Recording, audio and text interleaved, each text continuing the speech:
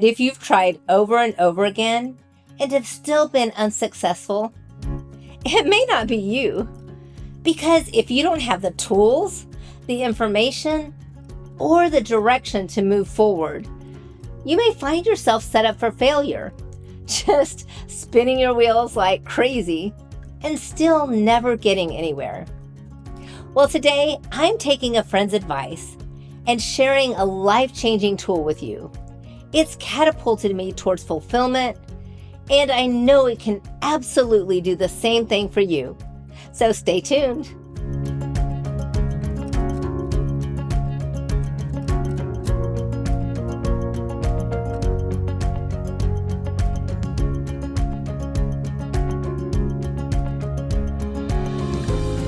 I would like to invite you into a special place in my life.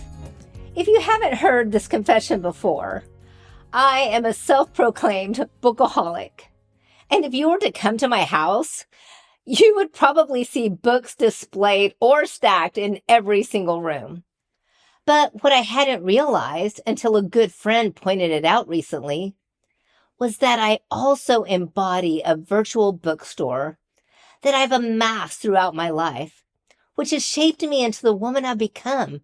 It's impacted the things I say and the things I do. And on a deeper level, it's impacted my conversation with friends and with you. So today, I'm inviting you into that internally accumulated library. And I'm pulling down a book that not only have I read several times, but I realized it sets some firm foundations in how I live, what I believe, and how I mentor others. Because as an avid reader, I've recognized that there are books that you read once and you set aside. And then there are others that you embody, that become a part of your vocabulary and quietly shape your life for decades. Now, I know I've shared this before, how a friend encouraged me to invest in a daily planner to organize my thoughts and, in turn, my life. But what I didn't say was that it led me to a specific store with a specific goal. It was through Franklin Covey that I was first introduced to the 7 Habits of Highly Effective People. So I read it because, seriously, who wouldn't want to become a highly effective person? But what it didn't say on the back cover was that it would give me the tools to transform from a victim mindset, taking ownership of my own life and actions. And because of this incredibly valuable life change, I'd like to walk you through a few of the lessons that I learned from these 7 habits. One of the key things that I mentor on consistently is how we have the power to go from reactive living to living intentionally, which is one of the first foundational principles that I gained through this book. First of all, I want you to recognize I didn't change my life all at once. I changed it habit by habit. From a young age, I was conditioned to think from a victim mindset. My family had endured tragedy, challenges, poverty, etc.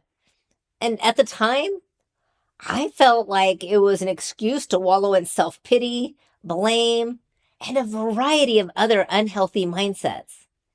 Instead of being proactive and taking responsibility for my own life and my own future. But what I've learned over the years is that I'm not the only one who has responded to challenges that way.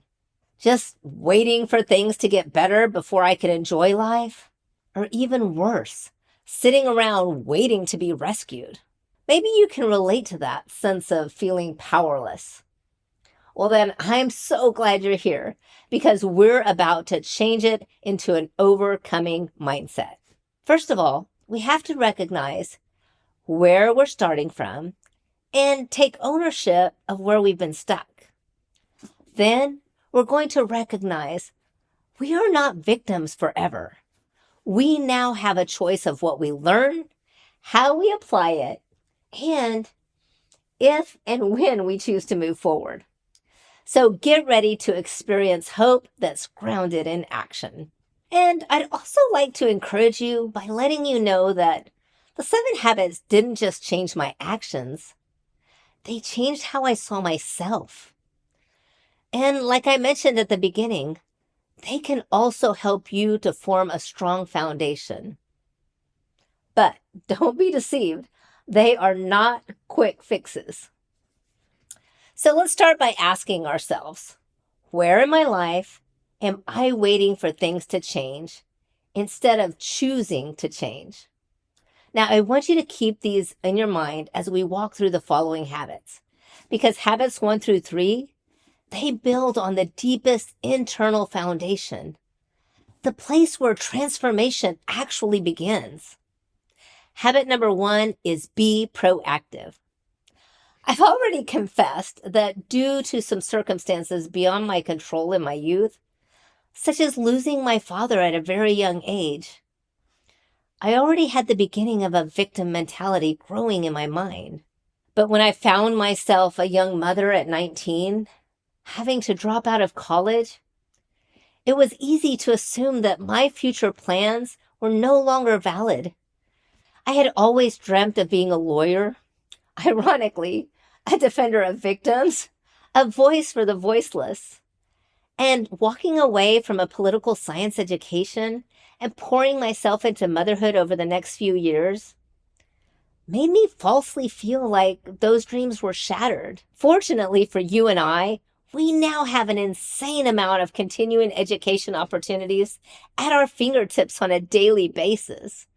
So when God called me to fight human trafficking over 15 years ago, not only was I able to amass tons of knowledge via the internet, I also traveled to conferences and trainings in Washington, D.C. and across the nation.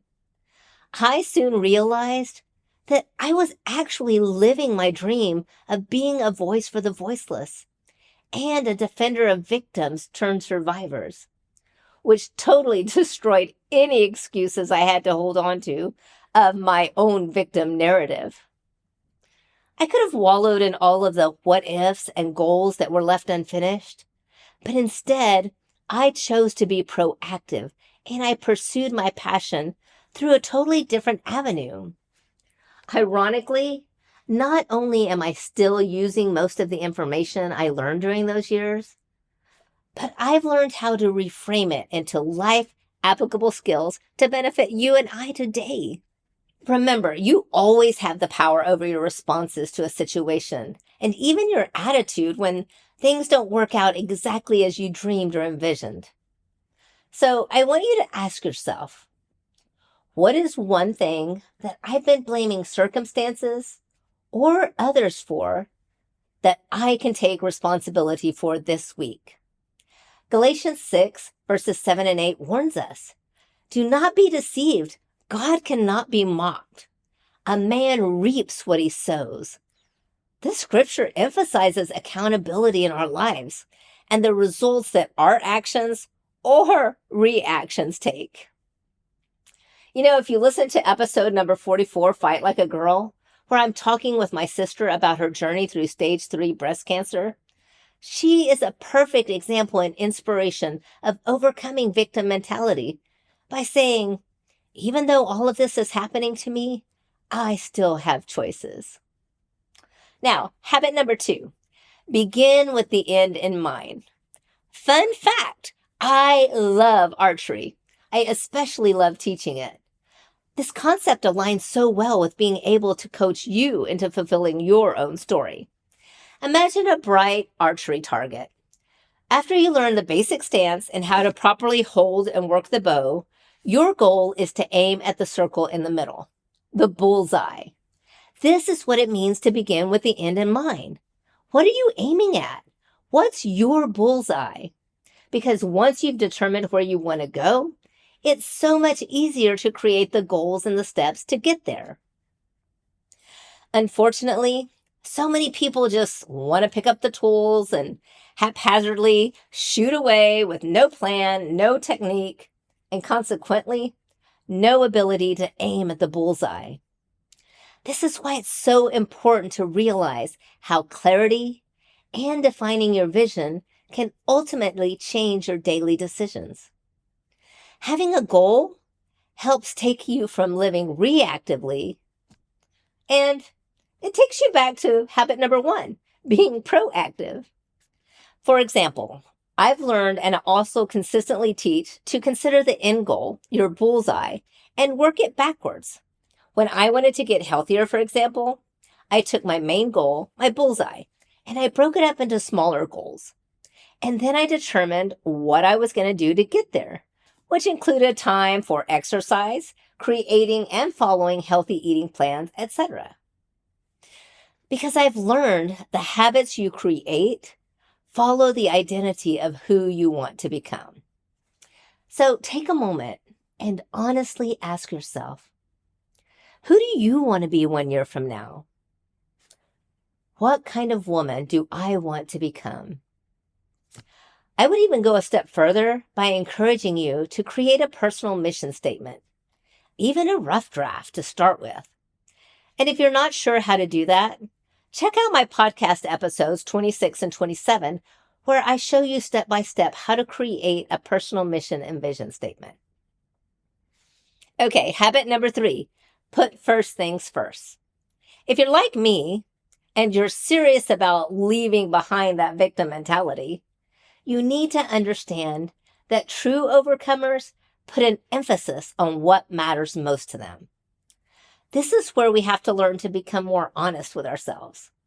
We say we want to be healthier, or we say that our family is the most important thing in our lives. And yet, we never set intentional goals in our weeks or months to pursue those things that we say are important. So what would it look like in your life to put first things first? I want you to think of one important but neglected habit that you will schedule this week, even if it's starting small, like pursuing it for only 10 minutes this week. My family is one of the most important things in my life. And because they live 2.5 hours away, it takes a lot of intentionality to make them a priority in my life. Sometimes planning to get together takes weeks to solidify. And then other things have to be neglected or put on the back burner. Remember, you can do some things, but you can't do all the things. Which brings me to our timeless truth for today. Your life doesn't change because you wish harder. It changes because you choose differently. Now we're going to focus on the external habits, habits 4 through 6. Because once your inner world shifts, you'll want your relationships to follow. Habit number 4, think win-win. Living reactively sets us up to be hurt or offended through our conversations, text messages, or any type of communication on a daily basis. But when I take myself and my feelings out of the equation, and I recognize that there's a greater goal to be achieved, I can more effectively learn to see both sides of the conversation and outcome. Not just what I want or how I feel. And trust me, I'm a very emotionally feely person. When I'm actively engaging to think win-win, it always changes my view from conflict or comparison. So when you're engaged in a difficult conversation, ask yourself, what would a win look like for both of us? Trust me when I tell you, this takes lots of practice because initially, we always want our own way. Even if we don't consider ourselves a selfish person, our thoughts, our priorities, our ideas always seem more important than someone else's. And most of the time, we can only see our side, which brings me to habit number 5. Seek first to understand, then to be understood. One of the saddest realizations I've had over the past decade is that we as a society, for the most part, are horrible listeners. It's no wonder that so many people feel undervalued, unloved, unseen, and not heard. And all it takes is to simply refrain from talking, refrain from giving your opinion, or even worse, a solution, until you've actually heard what the other person is trying to communicate.